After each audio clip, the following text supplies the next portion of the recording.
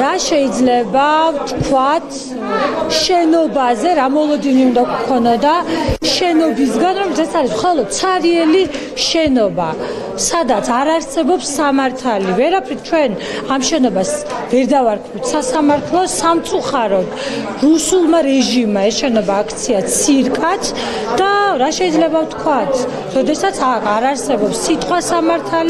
სამართალი საერთოდ ახლოსაც არ არის აი ამ ყველაფერთან რასაც ყოველდღიურად აი ამ შენობაში ვუყურებთ რაც შეეხება მიხეილ სააკაშვილს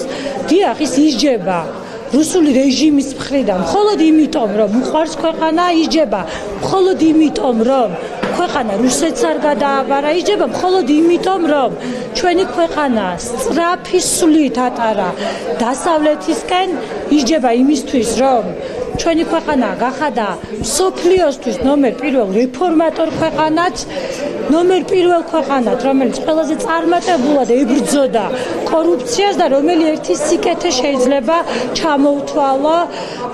იმ ყველაფრიდან რაც მიხეილ სააკაშვილმა საქართველოსთვის გააკეთა. შესაბამისად პასუხი არის ეს რომ მიხეილ სააკაშვილი ისჯება საქართველოს სიყვარულისთვის რუსული რეჟიმის მხრიდან.